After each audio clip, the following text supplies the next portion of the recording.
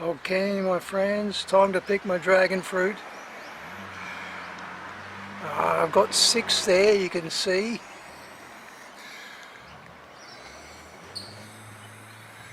And I've already picked 4, so it's 10. I've never quite broken the 10 barrier, I think. Or maybe I got 12 once, I don't know, but it's usually about 8 to 10. And yeah, these are real nice looking fruits. They're split, a lot of them are split, but it doesn't matter. I've overwatered again, but it doesn't matter. Actually, the split gets very nice, it gets really dry. And yeah, it tastes like it's been dried out. It's very nice. So okay, I should be able to get most of those just from the car. Stand up on the bonnet. Okay.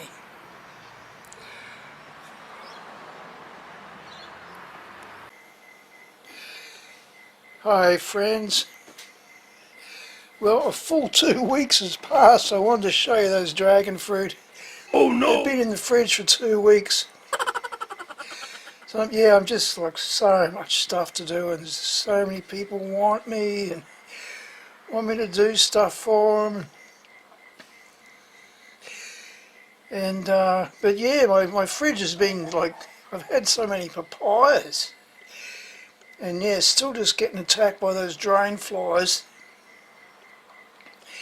And I've had to finish off all the papayas, so I'm starting to finally get on top of the papayas. And yeah, I couldn't store the dragon fruit outside the fridge for 2 weeks. Yeah, 2 full weeks, that's such a shame. I'm just ready to eat a couple now. So I guess it's a bit of a test too anyway, to just see how they've held up. 2 weeks in the fridge. But I just wanted to give you a look at how they are, and you know, you saw me picking. It turned out it was 11, not 10. And yeah, it's the 12th of May. So it's a full 2 weeks.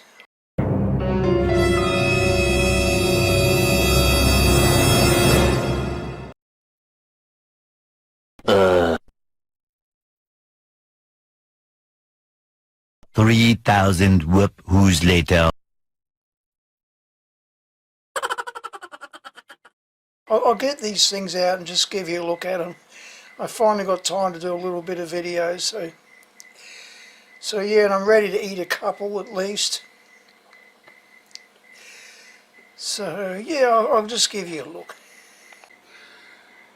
Okay, well there they are. 2 weeks later.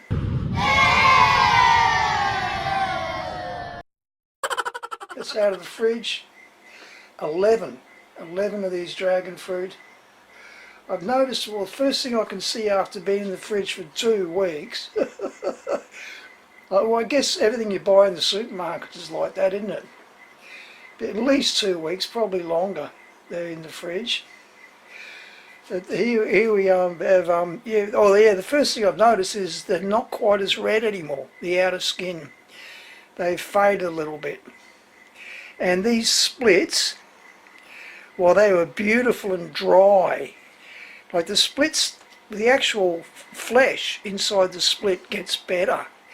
Usually, especially in this dry air, it's like dried dragon fruit, which is like extra sweet. But now, well, this one anyway, it's just starting to go a little soft. It's just starting to go off. Well, it's sticky and jam-like.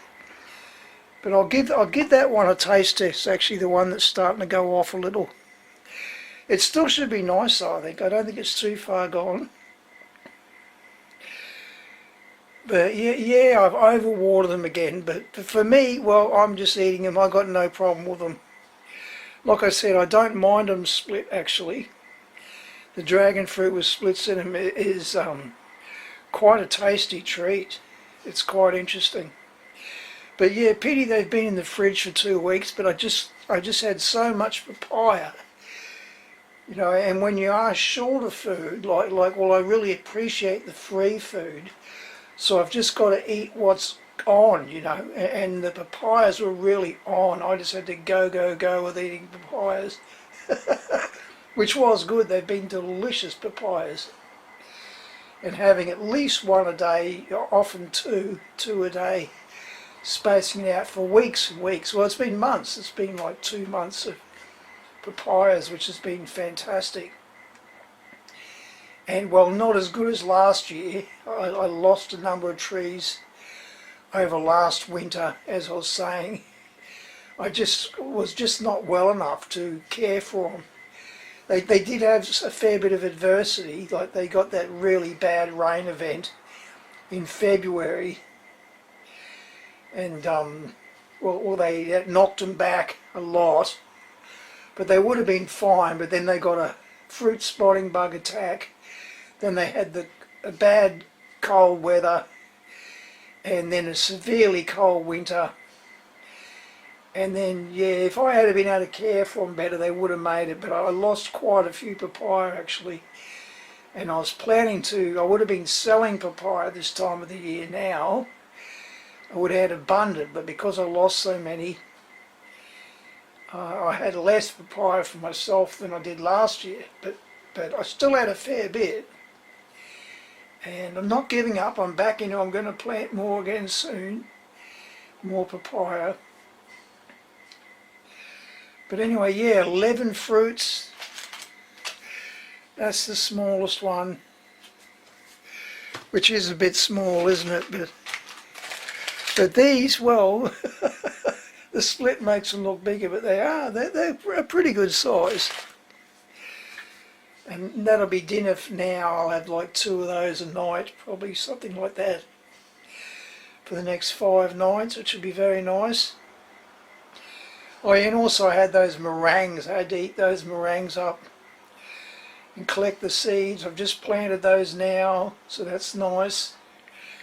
They're planted in the ground in the heat beds, and I'll be growing them indoors. 250, at least 250 meringue seeds. So that's pretty cool, huh? And when you think I paid $25 for 10 meringue seeds last year, and I lost 9. But anyway, yeah, so we'll just see what these taste like, eh? These 11 dragon fruit. And what else can I add to that? Well, I'm happy to have them. It's another year of dragon fruit. And I've got that new strain now, the Colombian Red, all going well. Especially if I can get some assistance. Yeah, still hoping and trying to get some assistance because of my bad lungs, some government assistance. I qualify for it, but they're just like, you know, the Australian government is just shocking these days, isn't it? And bureaucrats, I struggle to respect bureaucrats, actually. They're yeah, the system's very flawed. It's a bureaucratic nightmare, really, Australia. And that, you know, that Hitchhiker's Guide to the Galaxy. You know, you see the bureaucrats, the bureaucratic system there, their galaxy. And there's just these pathetic, ugly, big, fat things that are just like dumb as a box of rocks, really, and you need a form for everything. Well, that's Australian bureaucracy. It's very much like that. Anyway, we'll just see what these are like. Oh, I hope this is okay. That'd be sad if it's not okay, hey? So I can see it's on its way out, this. It's on its way out.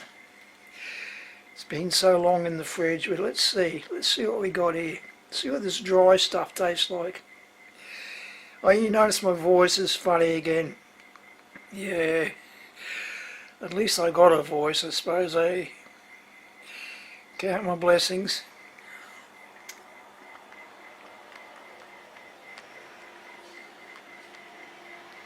Oh, that's still very, very good, eh? Yeah, extra sweet because it's drier. Very jam-like, it's pretty damn sweet, hey? Beautiful. Very nice.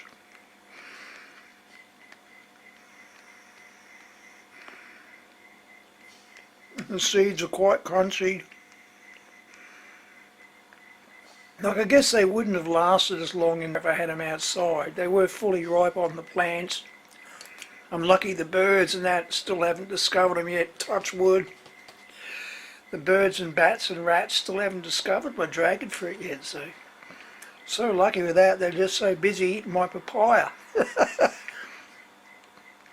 Oh yeah, that's like, oh man, that's so good, eh? That's like, it's my dragon fruit. They're the sweetest and most delicious I've ever tasted anyway. Better than anything I've ever bought. So again, so isn't that interesting? So these have been stored for 2 weeks and they're still superb. Absolutely superb. The dragon fruit in the, and split. Well, I guess that makes it better. Maybe that's more of an advantage because it's so jammy. That top layer there. It's just like dried dragon fruit, and dried dragon fruit is pretty special, eh? Yeah, so, you know, well, just imagine dragon fruit sweetened up even more. That's, you know, yeah, well, my dragon fruit is so good. But there you go, like, it's still, all the dragon fruit in the stores, I wonder how long they've been stored for in fridges, because they are so bland. The white is utter garbage, and I've had a few reds too, and they're just nowhere near as good as mine. They don't come close, they don't come anywhere near it.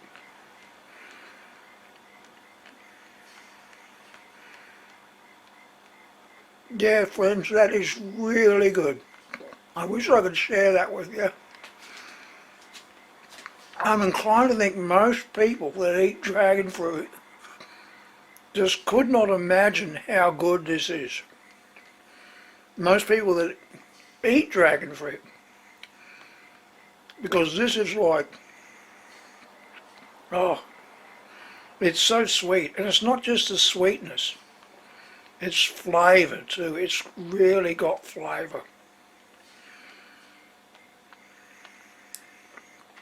And these are seed grown, and I can only assume, it seems they are a Colombian red. They're just not the supreme. They're Colombian red, self-fertile. They will pollinate themselves, but they're not real good at it. They like a hand, they like a helping hand. But these all did it themselves, these 11. Whereas now I've also got the Colombian Red Supreme, which is supposed to be the same, and it's self-pollinating, which means it pollinates itself quite easily. So it's a heavy cropper. So that's going to be really interesting to see how the Colombian Red Supreme measures up to this one. But this one of mine, it's got sort of like, to describe the flavour, it's kind of a rose water flavour. I think that is not a bad description, but so sweet, like strong. Like even rose water is kind of bland, but this is a strong sweetness. Well, that skin there, I guess I'm eating that as well, but that just tastes like cordial. Cordial at high strength, you know, eh? When you're a little kid and you're like gorged on the cordial bottle, hey, and had syrup, cordial syrup, you know.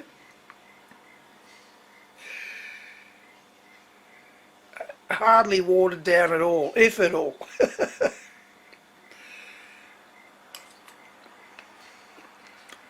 Oh man, like, oh, that is exquisite. The flavour of that. Okay, I got something to show you guys now. I wasn't even sure if I was going to put this on YouTube, but I will now. Because that, well, I hope you take my word for it. I've been taste testing a few fruits lately. But that is unbelievably good. The sun-dried split, oh man. That is so sweet. Yeah, cordial. That's a good description of that. It's hardly watered down at all. Raspberry. Raspberry cordial almost. I guess it is raspberry flavoured, hey. Hard to describe. Rose watery, raspberry, yeah, maybe a little raspberry like. Sweet and absolutely superb. Like, yeah, that is amazingly good. I do worry that the new Colombian Red Supremes cuttings I got just won't be as good as this. Because this is incredible, hey.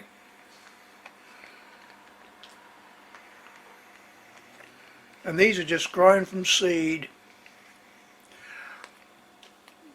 I think they are getting close to about 20 years old now.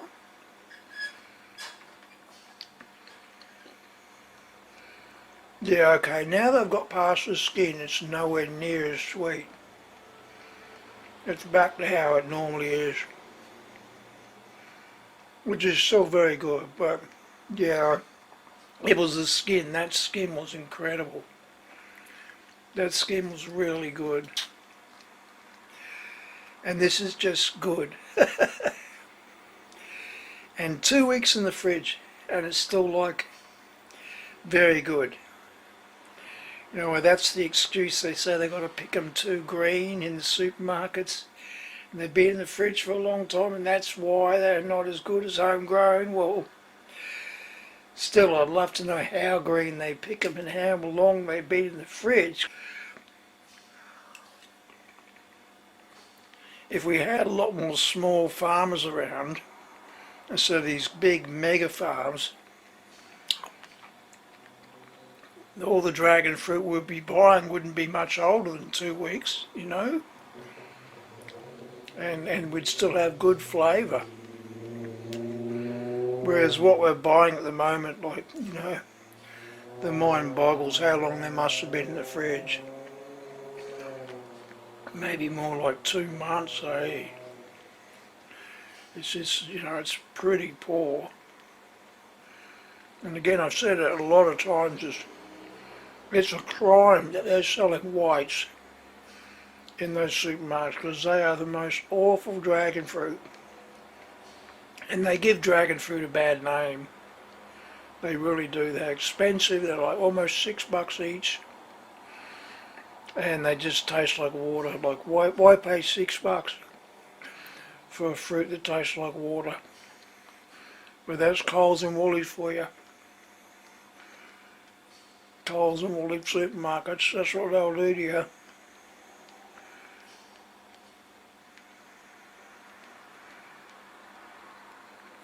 Yeah, well, that is delicious, just the same. And an extra treat with the split, an extra treat. So it doesn't even matter if you overwater these things, they get better. They do, hey.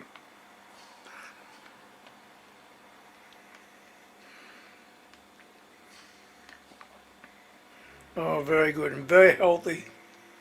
I'm going to be pooping out red tonight. That's what they do, they make you poop out blood red. They're so packed full of colour, energy. And good for the lungs. Maybe we'll see if my voice starts coming back, hey. You never know, it might, eating these.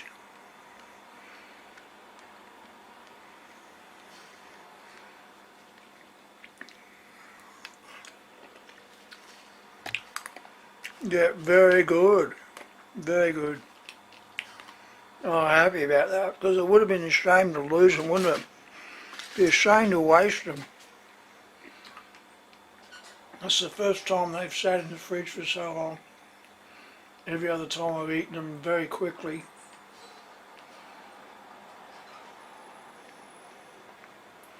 But there's so many of those drain flies around, and particularly split open. The drain flies were just savaging them. Like virtually the moment I brought them up inside, so I had to put them in the fridge, and then there's just all sorts of stuff happens. I get delayed. See, at the moment I'm trying to get on the NDIS, and I fully qualify for it, and that'll be a huge help. But like typical bureaucrats, it's like, hello, I'm severely disabled and starving to death. Can you help me? Oh, well, sir, you just do this, this, this, this, this, and this, and pay us a whole heap of money. And it's typical bureaucrats, eh? And it's shocking, really. This is a crime. It's a crime. But I've got to pay more than $1,000 just to apply for the NDIS. Isn't that amazing? And the only way I can do that is because I grow my own food. There's no other way I could afford it. So you wonder and you worry about there must be so many other legitimate people out there who can't get what they rightfully deserve. The NDIS disability help and assistance. But that's bureaucrats for you, hey, and Australian bureaucracy and Australian corruption, but they'd call it something else. They've got another word for it, other than what it is, which is corruption. And just how useless bureaucrats, like I don't know whether those people start off as useless, but they end up useless. And it really seems to me with so many of these bureaucrats, is psychopath is part of the job description, hey? Like, I'm sure this is not going to make me friends saying this, but I'm just saying the truth, man, the best that I can see it. You know, and it seems with these government people, they don't, part of the job description is don't give a fuck. Hey, don't give a fuck. Just play the game and get your money. That's what it's all about. They pass the buck and they play the game and get their high pay, their high amount of pay for doing basically nothing, just wasting taxpayers' money. Yeah, it is just shocking. And I struggle to, like I've been a farmer most of my life. I struggle to respect useless people that can hardly tie their own shoelaces, and that's kind of what they are, and I know I'm quite useless too these days, but at least I can grow my own food. But I work so slow. I'm very busy trying to grow my own food, but I enjoy it too. It's all good stress relief and good movement and helps to keep me alive, but I approach these bureaucrats for help, and I've got to do all this bullshit to keep them happy. You just do this, this, this, this, this, this, and this, and this, and this, and pay $1,000, and then we'll help you. It's like, come on. And will these people even really help me? I think a lot of them, they don't even know how to help me. They just know how to give jobs to other corrupt people who aren't going to do anything as well. My needs are very clear, and I've tried to spell them out to them. It's just very clear, but, will they actually do it? It's almost like that joke again about the purple ping pong ball. Remember that joke? In the old days, the purple ping pong ball. And the poor old kid, he's got a stutter. And he's got a rich dad. And his dad always asks him what he wants. And he says, I want a purple ping pong ball. And his dad always says, oh, you don't want a purple ping pong ball, you want this. So he just keeps getting him something else. And all this poor kid wanted was a purple ping pong ball. And in the end, He's about to die and his dad had finally asked him, why did you always want a purple ping pong ball? And he's going, I want a purple ping pong ball. And then he dies before he can answer the question. And yeah, the poor bugger. And with me, oh yeah, my needs are so simple, but can they give them to me? So far I'm getting a number of them saying, no, you want this and you want this. They want me to get all this bullshit that's really expensive. And I just don't need it. Yeah, again, because they're bureaucrats. They're just hopeless people. That if it wasn't for government, they'd be starving. They'd be on the street and I'd be supporting them. I'd be giving them some of this dragon fruit. If they didn't have a cushy, high-paid job in the government. Oh man, oh gee, that dry stuff. That dry stuff is so sweet. It's incredibly good. Wow.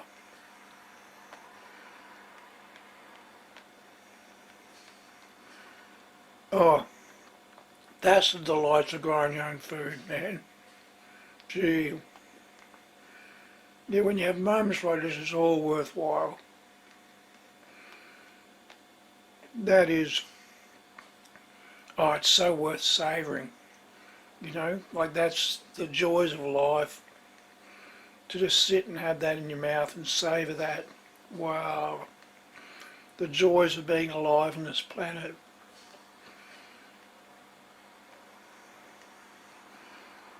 I may be close to death, but to savour that, wow.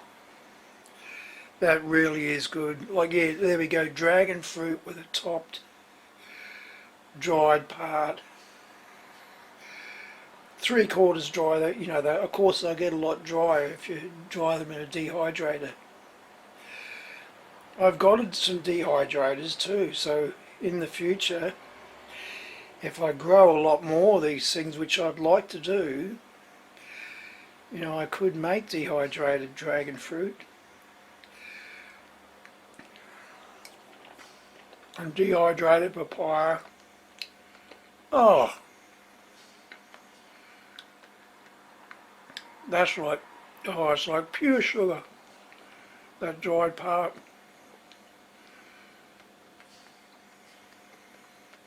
It's like putting spoonfuls of pure sugar in your mouth with flavouring.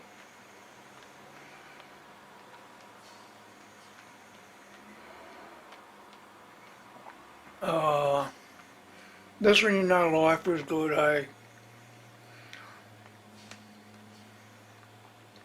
Okay, there's bureaucrats in the world wasting space and time. But I got my dragon fruit, so suck on that.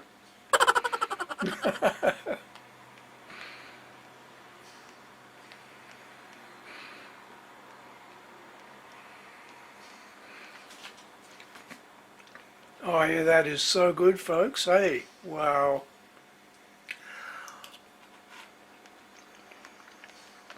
Exceptional. Exceptionally good.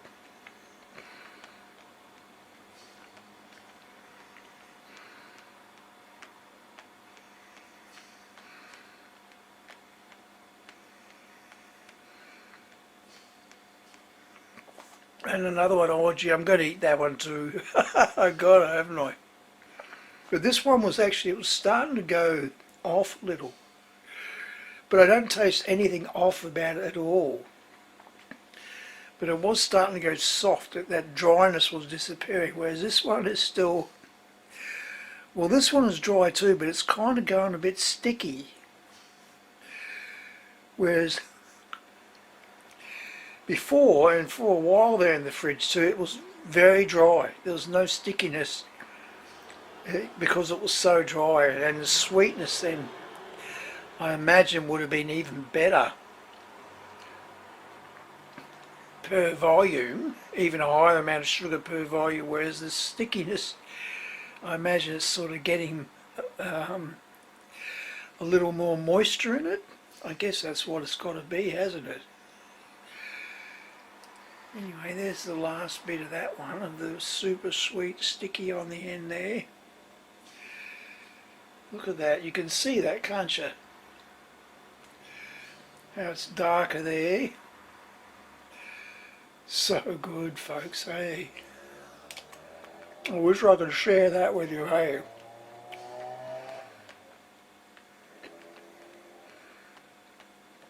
What I can do is really try to let you know just how good that is.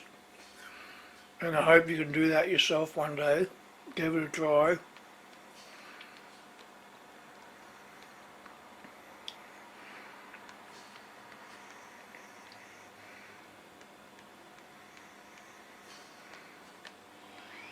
So even if you do mess up with these dragon fruit and overwater them, you're in for an even more of a treat, hey?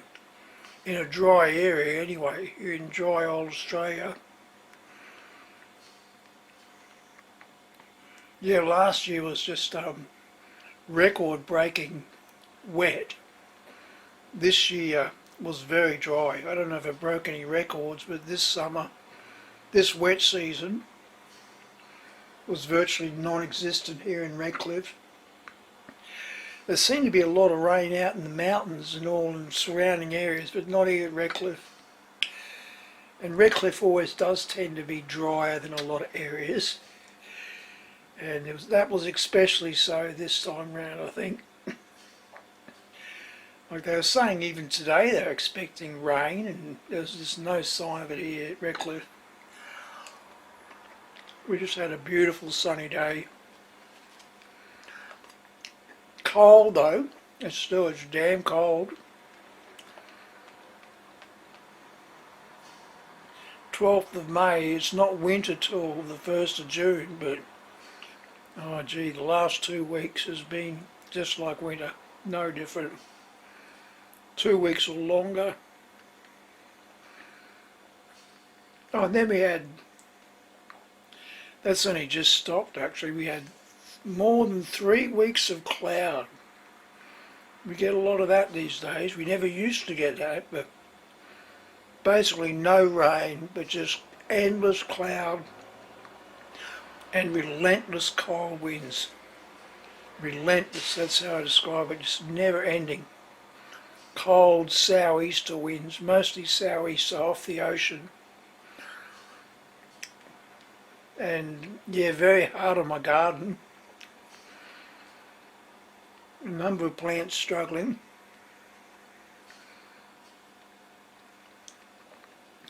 A number of my plants will be struggling extra muchly. this autumn and winter, I assume. Like winter's going to be just as bad, if not worse, I assume. That's kind of how it's shaping up. I kind of wish we'd get some freakishly warm weather in winter, and it's possible to make up for how everything's gone so out of whack here in autumn, but you know, it's more likely that we're in for an even colder winter, even colder than last year, which is saying something because last year was wicked.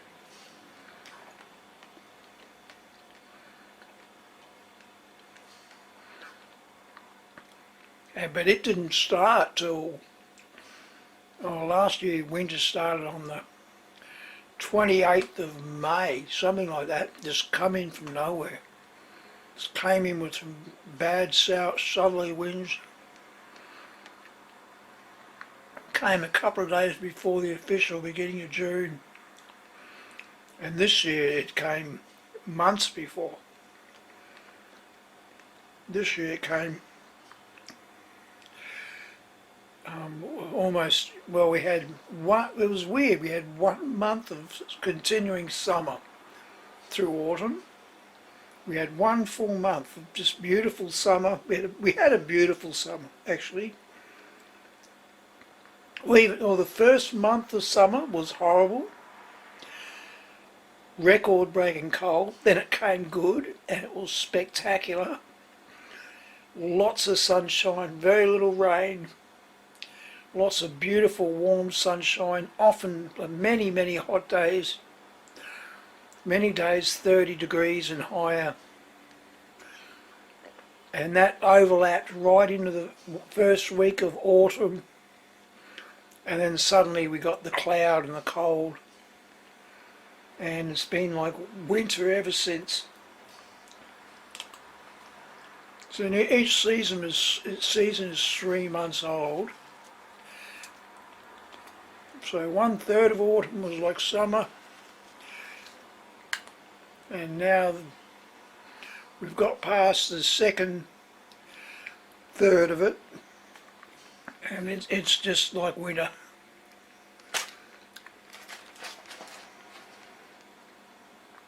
And it points to being an extra bad winter.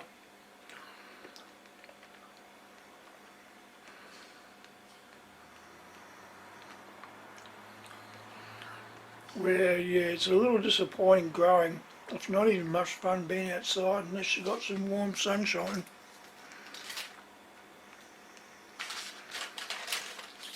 But I'm buying up on heat beds, and I'll split that open, eh? I bought one heat bed, fairly big, the biggest I could find, 4 foot long.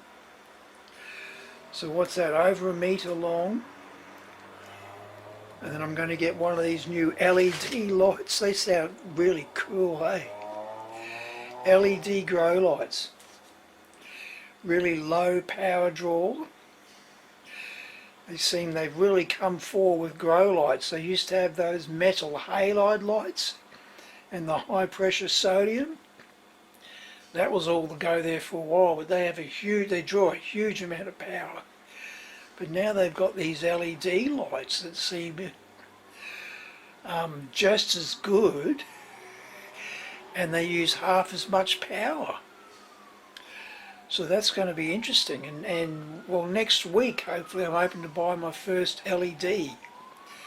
I'm going to buy what do you call it? What would you call it? A low light LED, 1,000 watts. It's hard for me to understand how it all works, but they call it a 1,000 watt LED. It's one of the weaker ones. It's not as bright as they can be by a mile. They'll get much brighter. My voice is coming back, is it? Or is it? But yeah, they call it 1,000 watts, but it's low power draw. And you can grow everything from seedling through to flower and harvest, but it's not very powerful. I think with a lot of veggies it'd be fine, but to really grow professionally, and it's going to cost about $130.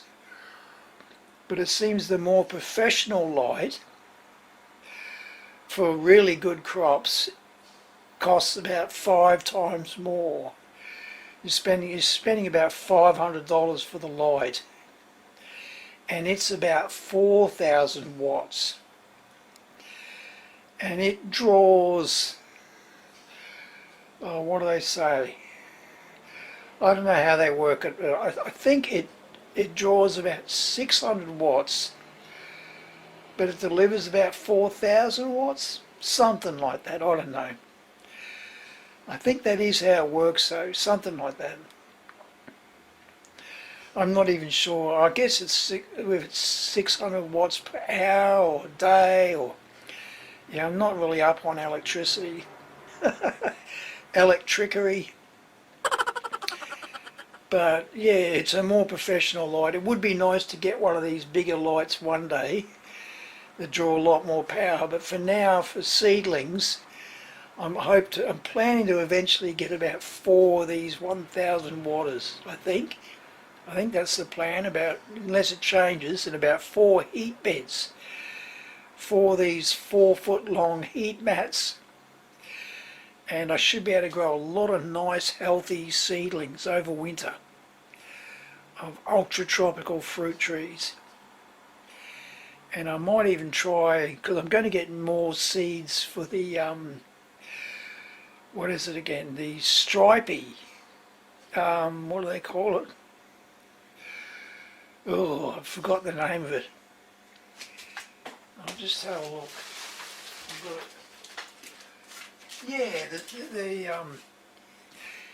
Yeah, the Sugar Rush Stripey Chili Pepper. I've got more seeds of those coming, that really rare Sugar Rush Stripey Chili Pepper. Wow.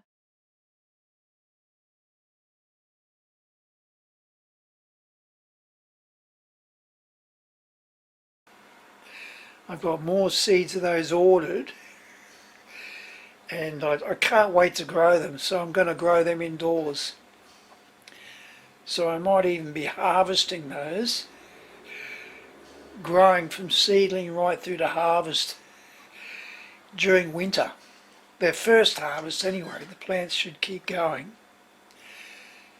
And I'll harvest more further down the track in spring or summer as well, but yeah, if I can work it, if I can do it, I'll do it all indoors on heat beds. The Sugar Rush Stripey. Yeah, that should be fun. That'll be a nice hobby for winter.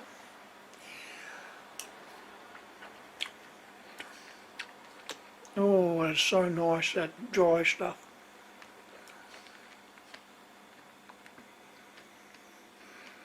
Mmm. What can you say? It's almost a bite of sweetness. It just hits your heart. It's so sweet.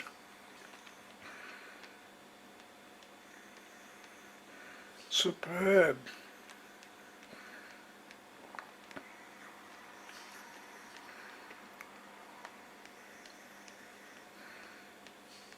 Yeah, that really is an extra special treat to have.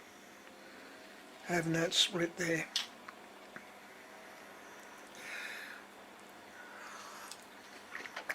Sun-dried split on it. Yum.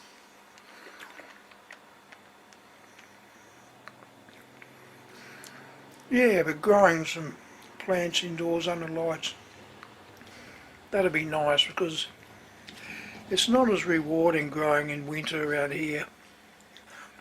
Everything sort of struggles and gets set back,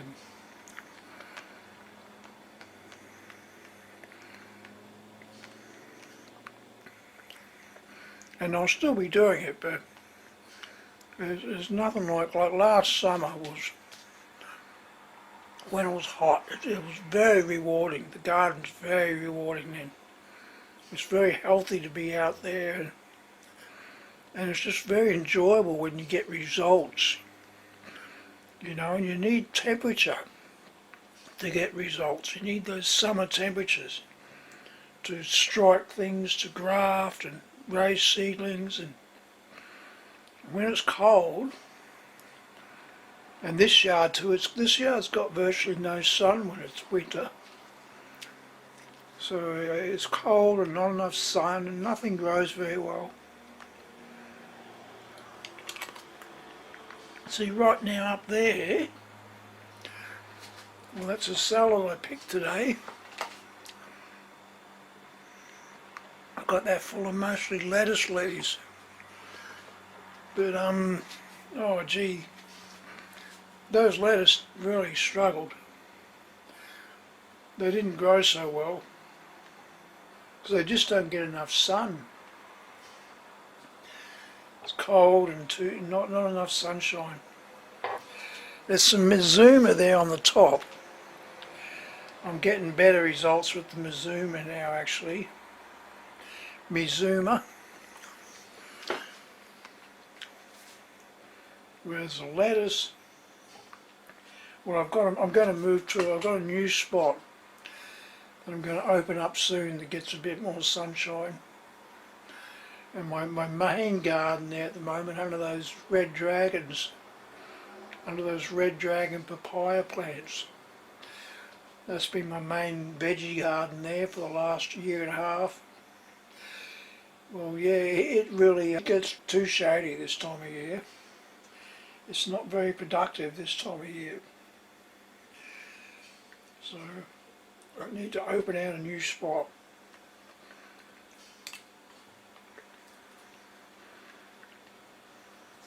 hopefully very soon, in the next few weeks, next 2 or 3 weeks at the most, I'll have a new garden set up and a spot to get a bit more sun.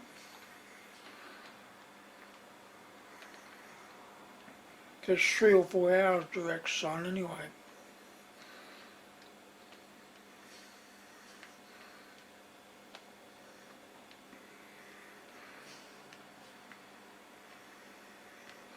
Well, that is good, friends. It's nice to enjoy this with you. I wish I could give you a taste.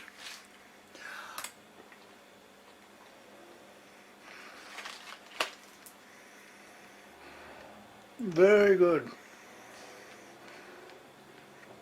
Very good start to the day.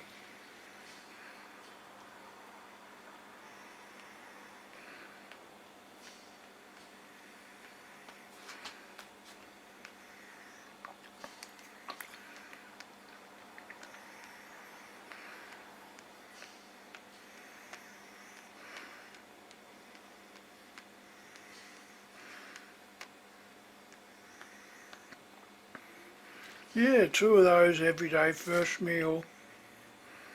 That should be good.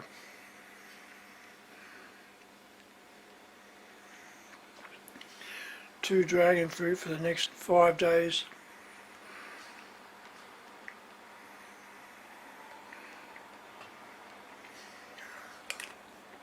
And then after I'll have that salad, I'll make a salad with that. Got a couple of ripe avocados I'll add. And some nice hummus.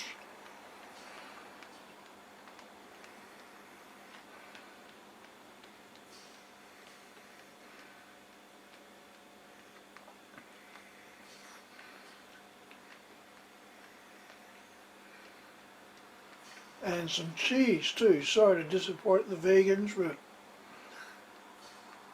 I've got to raise my weight, so I'm eating some cheese lately.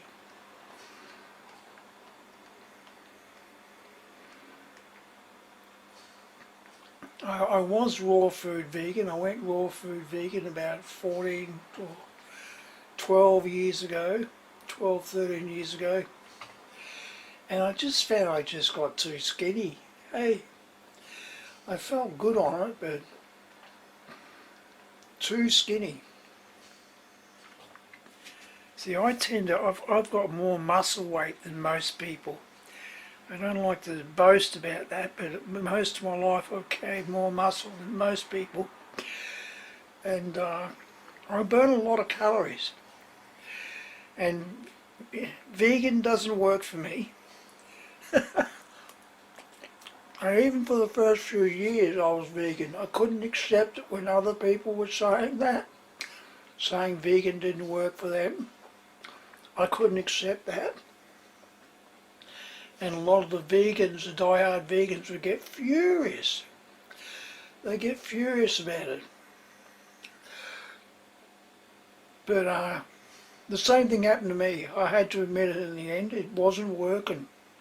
And I've been a vegetarian for 42 years now. I haven't eaten meat for 42 years. So, you know, I found I thrive without meat. But for most of that time I had a little bit of dairy as well and some eggs. And I thrived. But once I gave up all dairy and eggs, after about 5 years, I started having problems. And I spent years trying to solve it. I'd asked vegans for help too, none of them would help me. All the ones on Facebook, there are a lot of ego-driven vegans that are, well, they're just highly competitive Westerners, really. I think that's what a lot of it comes down to in the end anyway, is, you know, they say all these different types of people are flawed. I think just being a Westerner is a disadvantage. We're all kind of flawed people. But yeah, sorry to say, it just isn't working for me. You know, I've really got to boost my weight. Or, you know, I'm dying. and I have to make changes.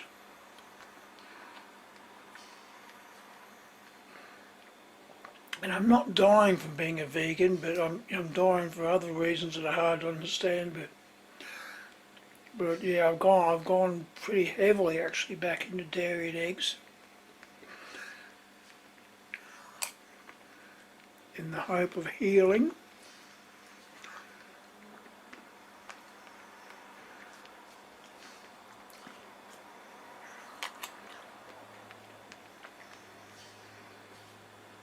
And for those people who get no assistance from the vegans, who find they are having trouble with the vegan diet, and they go back to meat, well, I would say you don't have to. You don't have to go that far. Go back to dairy. That's my advice. If you're vegan and you find it's not working, if you've been vegan for 5 or 10 years, you find it's not working, you're having health problems, which a lot of people do get, even though a lot of vegans can't accept it. There's a lot of vegans with their health problems too, and they won't admit it. But there's successful vegans too, of course. There is successful ones who are thriving. But if it's not working, you're having troubles with it, you still don't have to go back to meat. Go back to dairy. Go back to dairy and eggs. You don't have to go all the way back to meat. Dairy and eggs can solve your problems, I think. And you go back to being a vegetarian.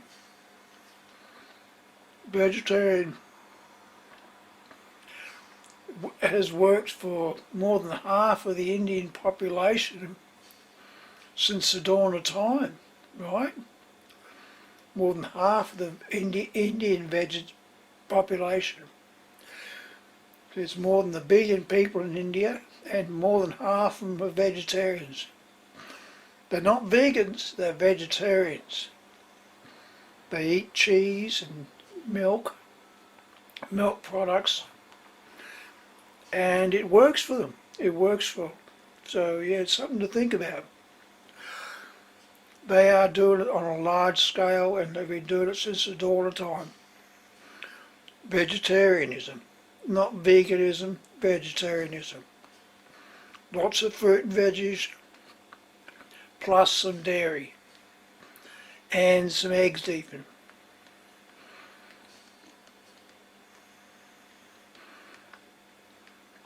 I think the vegan maybe is a bit extreme. I certainly couldn't keep my weight up with it. I get way too skinny.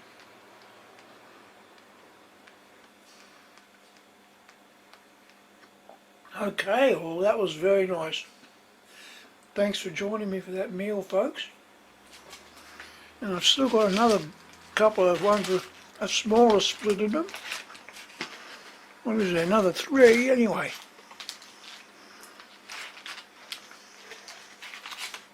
I'll put these back in the fridge. Yeah, 11 that harvest.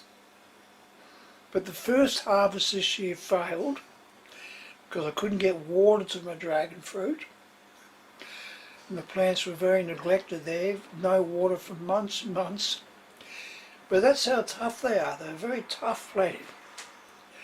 They can handle all kinds of adversity. And then I finally did get water, so I started watering them up and got 11 plants this time. But I found it in the good years, when everything's going right, I have harvested around 10 fruits 4 or 5 times in the season, which is pretty damn good, hey?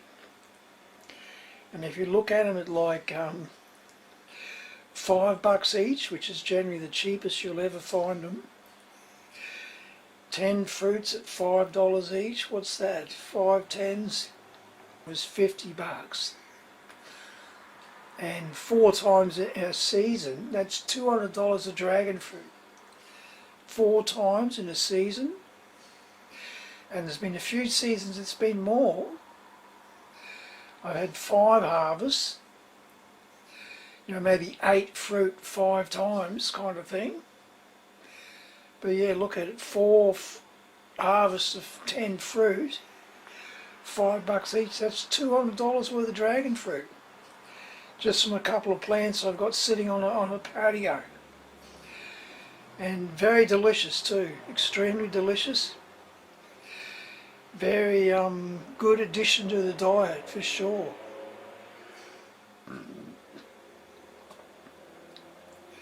So okay my friends, I hope you found that interesting. And thanks for joining me, and I shall see you next time.